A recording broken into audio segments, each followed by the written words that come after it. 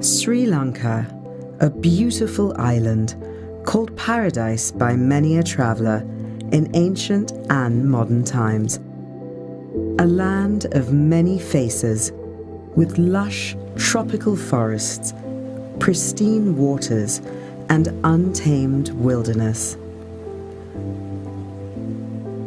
An island renowned for its still intact expanses of nature, untouched by man. Even this sanctuary is not immune to the march of time. In the fast-paced world of the 21st century, there are more people to make demands of their environment than ever before. And with more mouths to feed, we have seemingly resorted to the first method that seems to efficiently solve the problem of feeding people. Each morning, masses of fruit and vegetables are piled up at large trading centres. Here, they go through a process of buying and selling, and goods change hands before they are ultimately sent on their journey towards our tables. But what is truly the price we pay for our daily meal? In Sri Lanka, this question first seemed to gain momentum with news of kidney disease that seemed to crop up in predominantly agriculture-based regions of the country. And it is not the only consequence of the consumeristic way we live. Perhaps we've tried to hide the dirt under the rug, but the rug is growing into a mountain of garbage that we can no longer ignore. One company in Sri Lanka called Bio Foods has been fighting the mainstream for the last 25 years by growing and exporting produce with zero agrochemical use. Today, its founder and chairman travels to Dambulla with his daughter and son-in-law to spend the day at some of their organic farms. People are starting to awaken to the fact that their food is untraceable, cannot seem to locate exactly where it's coming from, how it's being produced, who's producing it, who's being harmed in the process of it, etc., etc. So at BioFoods, we believe in traceability and we believe in transparency. We like to keep the entire production open to the public eye so that you know what you're purchasing. So how exactly did this vision of chemical-free sustainability get its start? 81, I was poisoned by some food drink, and then I was hospitalized for a few days, and then I wanted to know how come these food chemicals influence human health. So that was a start, and then I wanted to exactly study what are the chemicals that used for food preservation or whatever, and then how this so-called artificial chemical can influence human health quickly or later. Then once I completed my postgraduate in food science and technology, and when I got opportunity to start my own company, I started BioFoods Private Limited Sri Lanka. Since then, they have amassed a large number of tough international organic certifications, including that of the United States, European Union, and Japan. In addition, they are also front-runners of biodynamic agriculture, and were the first certified organic and fair trade spice exporters of the world.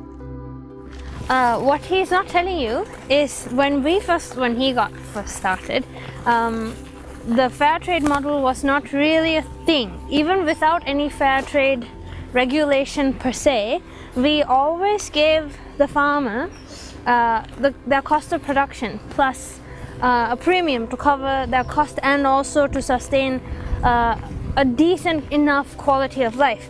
A few years later, the fair trade logo that everybody is very familiar with now came into play. But it also took into consideration the welfare and the well-being of all the animals.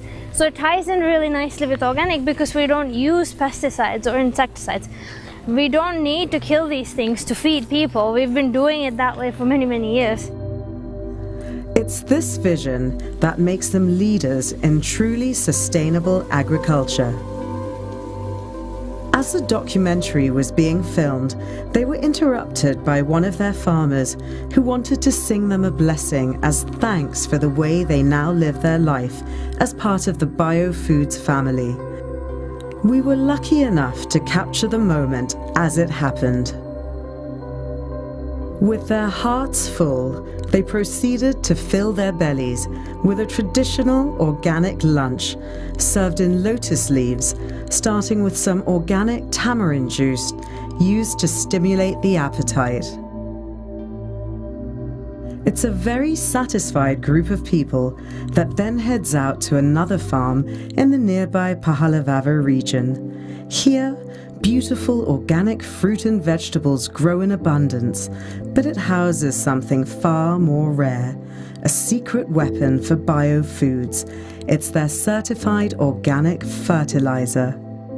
කාබනික කෘෂිකර්මාන්තයේදී ගොවි මහත්වරුන් අතර තිබ්බ මතයක් තමයි මේ කාබනික වගාව කරද්දී අස්වැන්නේ මදිපාඩුවක් ඇති වෙනවා කියන එක.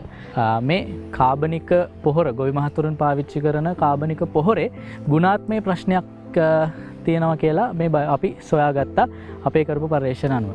ඉතින් බයෝෆුඩ් සමාගම සෑහෙන වියදමක් දරලා රුපියල් මිලියන 20කට වැඩි ආයෝජනයක් කරලා අපි අලුත් කාබනික පොහොරක් නිෂ්පාදනය කරා. Indeed, a combination of soil microbes that no longer naturally coexist in the soil is introduced to a substrate of organic soil.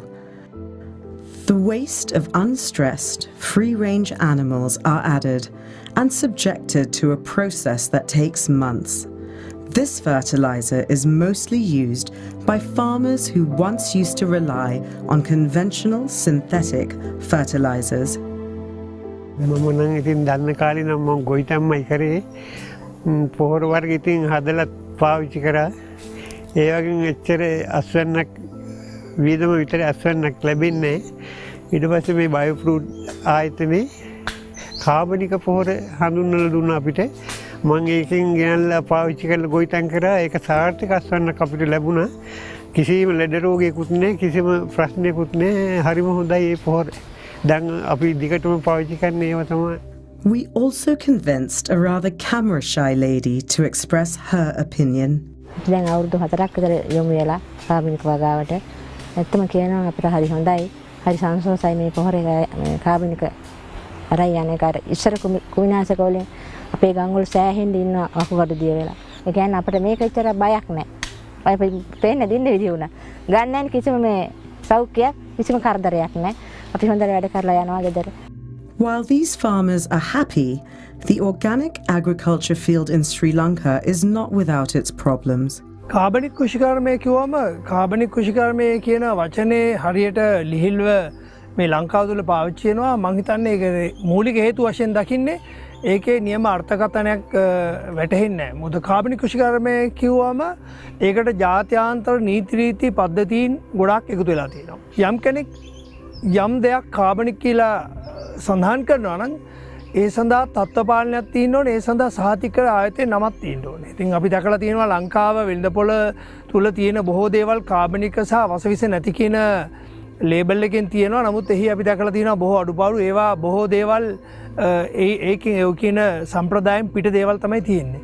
ඒතකොට මේ කාබනික කෘෂිකර්මය තුල අඩංගු යුතු බොහෝ දේවල් අපි මූලික වශයෙන් කතා කරනවා යම් භාණ්ඩයක් කාබනික් කියලා ගැහුවොත් ඒ තුල තියෙන්න ඕනේ ඒක සහතික කරපු ආයතනයේ අංකය. ඒතකොට ඒ අංකය නොවෙනවනේ ඒ කාබනික භාණ්ඩයක් බවට පත් වෙන්නේ නැහැ. ඒ සහතික ආයතනයේ පවා ලංකාව තුල නොකු කියන ආයතනයේ ඇතුලේ සහතික වෙලා තියෙන්න ඕනේ. In fact, everything from the land to farmer groups to the processing facilities and processors, followed by the distributors and final sellers, all need to be certified in order to claim proper organic status. At each stage, there are inspection bodies that ensure that the standards of each certification are met each year. Clearly, to claim that a product is certified organic is no small task. So now that we're at the juncture of 25 years gone and over with, The next era for biofoods is really to convince people that this is a lifestyle. This is not just one product that you happen to buy. What we do here doesn't hurt animals. What we do here doesn't hurt people. And what we ultimately produce doesn't hurt our bodies. This allows BioFoods to commit itself to preserve the gift of clean water, clean, fertile soils, and clean, fresh air for generations to come. It is the safety that this brings to all living things that drives BioFoods forwards.